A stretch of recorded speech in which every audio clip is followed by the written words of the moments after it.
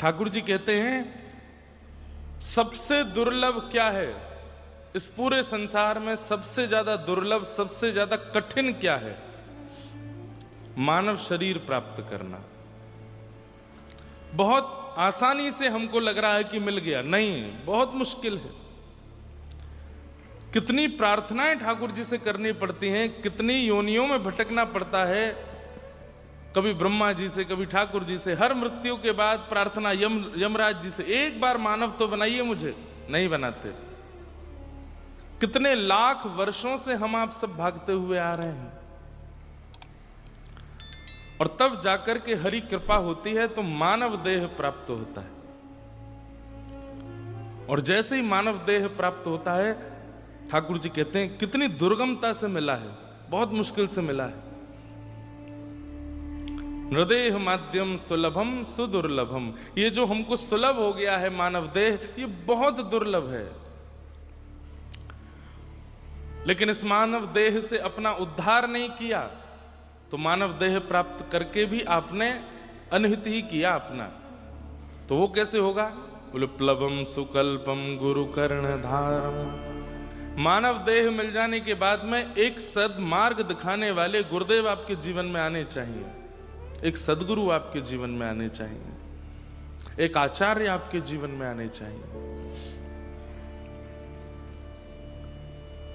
सूरदास जी कहते हैं सूर कहां कहे दुविध आंधरो, बिना मूल को चेरो, भरोसो दृढ़ इन चरणन केरो। श्री वल्लभ नख चंद्र छटा बिन, सब जग माही अंधेरो, भरोसो दृढ़ इन चरणन केरो। सूरदास जी कह रहे हैं मैं तो देख ही नहीं सकता था, मैं तो निहार ही नहीं सकता, लेकिन आज जिस लीला का अनुभव मुझे हो जाता है, जैसी जैसी भावनाओं का अनुभव मुझे हो जाता है, ये सब मेरे गुरुदेव की कृपा है, श्रीमद् वल्लभाचार्य जी की कृपा है। उन्होंने कृपा करके ऐसी दृष्टि प्रदान की कि उस दृष्टि से मुझे सब दिखने लगा है। तो ठाकुर जी कहते हैं सबसे दुर्लभ मानव देह, लेकिन अगर उस मानव देह को सद्गुरु प्राप्त नहीं हुए तो वो मानव देह प्राप्त करके भी आपने उसका कोई साफल्य नहीं किया, तो एक सद्गुरु मिले। नदेह माध्यम सुलभम सुदुर्लभम प्लवम सुकल्पम गुरुकर्ण धारम, मयानुकूलेन नभस्वते रतम। मैं फिर अनुकूलताएं प्रकट कर देता हूं। जैसे मानव देह मिल गया, गुरु मिल गए, अब अनुकूलता क्या है? वृंदावन जाने का मन है, पत्नी जाने नहीं देती, बच्चे नहीं जाने दे रहे, पति नहीं जाने दे रहे, माता पिता नहीं जाने दे रहे, या सब राजी भी हैं तो साधन नहीं बन पा रहा, फ्लाइट की टिकट नहीं हो रही, ट्रेन की व्यवस्था नहीं हो रही, गाड़ी नहीं हो रही, या फिर वृंदावन में जगह ही नहीं है, इतना सब ओवरलोडेड हो गया है, पहुंच के भी कोई फायदा नहीं। मतलब आपकी योजनाएं तो बन रही हैं पर वो योजना सफल नहीं हो रही हैं। तो इसका मतलब क्या है? ठाकुर जी कह रहे मानव देह तो मिल गया, गुरु तो मिल गए, पर मैं अनुकूलताएं प्रकट नहीं कर रहा।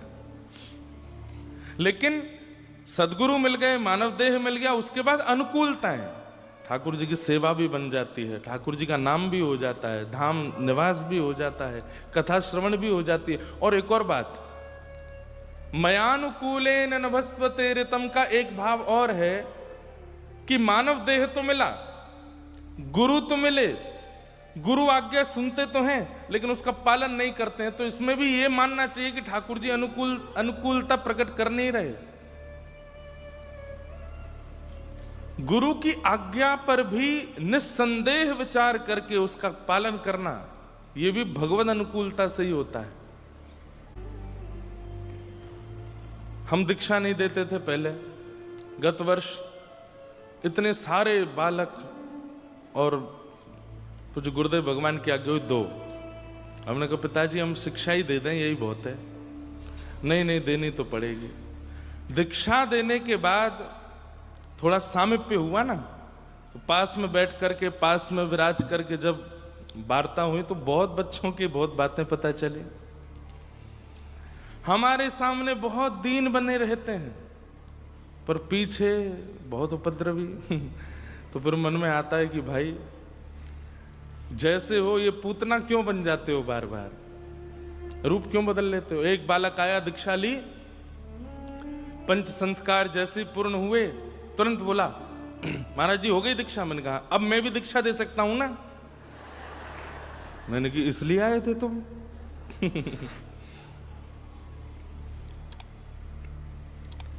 वो बहुत विचित्रता है।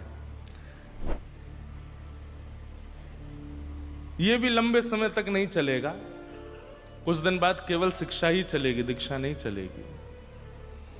ये तो गुरुदेव की आज्ञा हुई इसलिए कुछ दिन के लिए है, नहीं तो वो भी मैं बहुत कम, कभी कभी।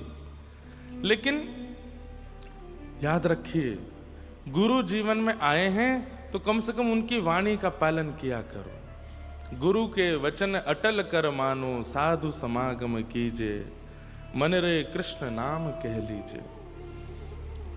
गुरु की आज्ञा यदि आप नहीं मानते, उनके वचनों का पालन नहीं, और आज्ञा मैं कोई रोक करके तो नहीं कहूंगा कि ऐसा मत किया करो, ये किया करो, यहां मत जाओ, वो नहीं। हमारी आज्ञा तो केवल कथा में ही होती है। जो भी भगवत वाणी के माध्यम से कहते हैं वही आज्ञा है, उसका पालन करो। वही है मयानुकूलेन। ठाकुर जी कहते हैं कि मैं अनुकूलता प्रकट कर देता हूं और वह व्यक्ति फिर मेरी प्राप्ति में अग्रसर हो जाता है। लेकिन अंतिम बात क्या कहते हैं? मानव देह मिला,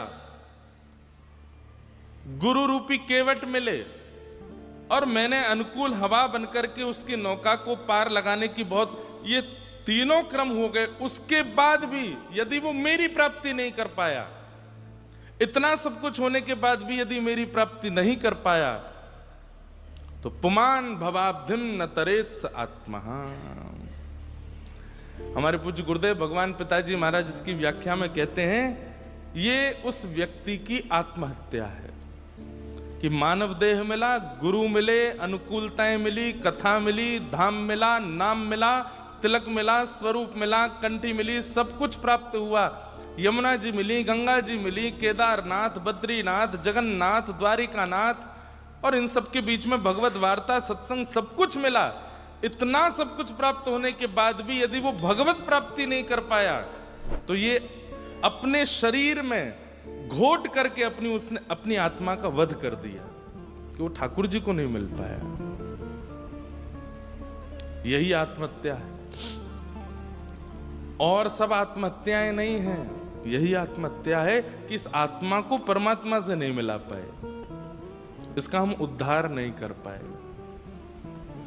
इसलिए रोज चिंतन किया कीजिए, हमारा नाचना, गाना, उछलना, कूदना सब भगवत परायण हो जाए, और एक ही उद्देश्य हो कि हमारी जो आत्मा है उसके जो मूल आधार है वो हमें प्राप्त हो, और मृत्यु के बाद नहीं, जीते जी जीवित अवस्था में मिले, प्राप्त हो। तो इसी के लिए ये अधिक मास आता है कि आप इतना भजन कर सको, इतना साधन कर सको कि साल भर में तो उसका फल एक ही मिलेगा, इसमें अनंत मिलेगा, अधिक मिलेगा। इसलिए खूब भजन करके, खूब नाम करके, खूब कथा सुन के, खूब उत्सव करके